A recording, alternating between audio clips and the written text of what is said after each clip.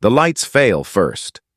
Not dramatically, not with sparks or alarms or anything that signals importance in the moment, just a flicker across a room that doesn't feel like a warning at all.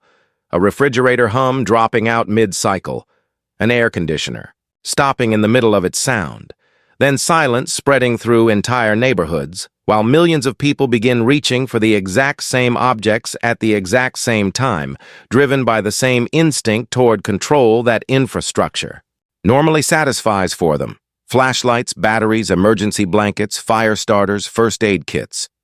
The ordinary things modern society treats as meaningless until infrastructure disappears and those same objects stop being household items and start becoming survival systems. You are 36 hours into a winter storm. Nobody expected to stall this long. The power has been gone for 18 hours. Your phone is sitting at 4% battery.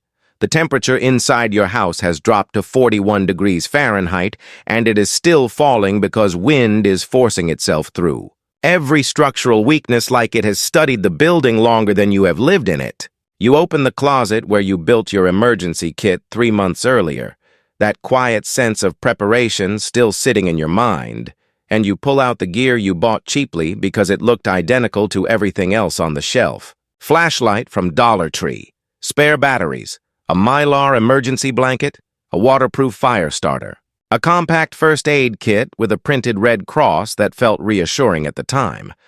The flashlight flickers twice and collapses into a weak amber glow that doesn't fully illuminate anything anymore, and the room begins to lose definition at the edges.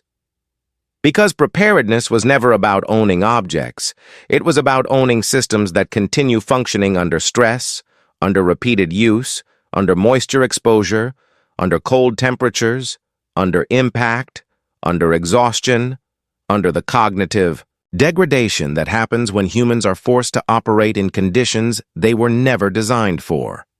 That is why the comparison matters. The same survival items bought from Dollar Tree and Walmart behave completely differently once real stress is applied, because cheap survival gear does not fail immediately. It works just well enough under calm conditions to create confidence, and then fails exactly when confidence becomes most dangerous. The first system to collapse is lighting and power, because in survival conditions, darkness is not simply the absence of visibility, it is the degradation of cognition itself. Emergency data repeatedly shows that injury rates spike during blackouts because human perception collapses under low visibility. Depth perception weakens, peripheral awareness narrows, reaction time slows, and decision-making quality drops sharply, because the brain is no longer receiving stable environmental feedback. A flashlight in this context is not a convenience tool, but a cognitive stabilizer. The thing that keeps environmental feedback reaching the brain at the moment decision-making capacity is already under pressure. The Dollar Tree flashlight used a low-cost LED with poor current regulation, meaning brightness was directly tied to unstable voltage rather than controlled output. On a multimeter, the included batteries measured approximately 1.31 volts each, already below the 1.5 volt standard expected from fresh alkaline cells, most likely due to long-term storage inside non-climate-controlled warehouse environments, where gradual discharge is unavoidable.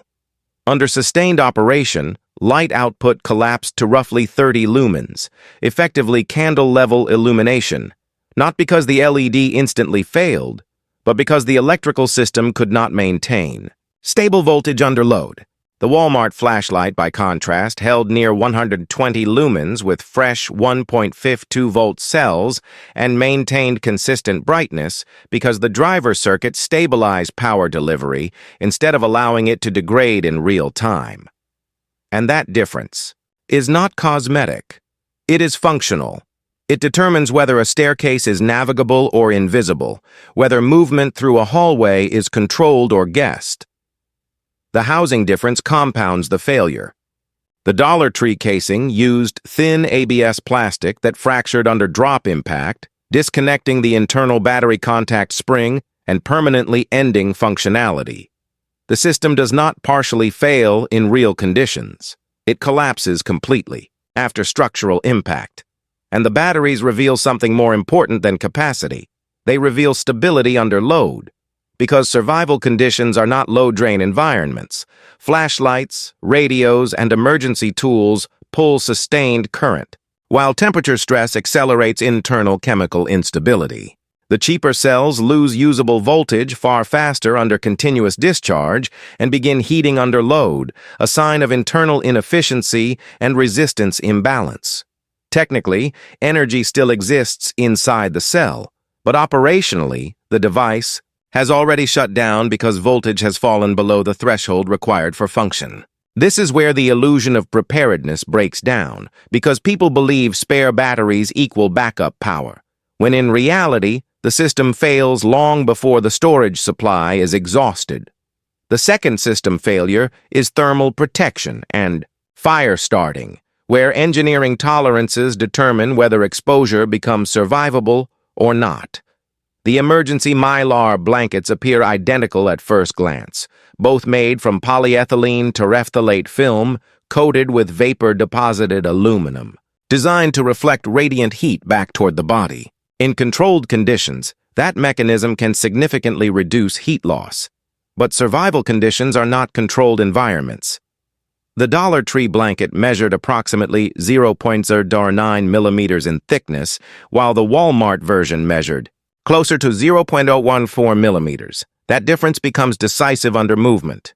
During testing, the thinner blanket developed micro-tears along fold stress points within approximately 4 minutes of normal motion and reached a full structural split by the 9-minute mark, completely destroying thermal retention because, once continuity is broken, cold air penetration overwhelms reflective efficiency.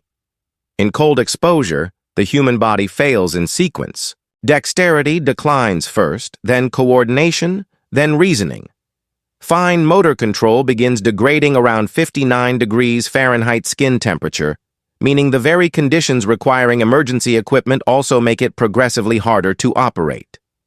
The Dollar Tree ferrocerium rod was thinner and produced significantly fewer sparks per strike because spark density depends on rod mass and alloy surface interaction. Under wet conditions, ignition required repeated attempts, often exceeding 60 strikes, and occasionally failed entirely. The Walmart rod produced denser spark clusters and achieved ignition in roughly 11 strikes under identical conditions. Fire is not comfort.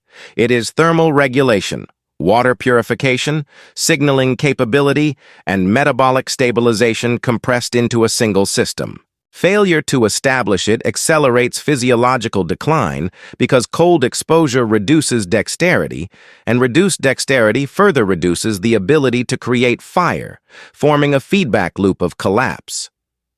The final system is injury control, where differences in material density directly affect survival timelines. Both first aid kits contain similar components, but material quality changes performance under pressure. Adhesive bandages in the cheaper kit lose adhesion under humidity and movement, rendering them unreliable under sweat or environmental moisture. Exposure. More critically, gauze performance determines hemorrhage control efficiency. Moderate traumatic bleeding can produce approximately 8 to 12 milliliters of blood per minute, which is sufficient to saturate low-density gauze in under 30 seconds. Effective hemorrhage control requires a minimum of 3 to 5 minutes of uninterrupted compression to allow clot formation to stabilize.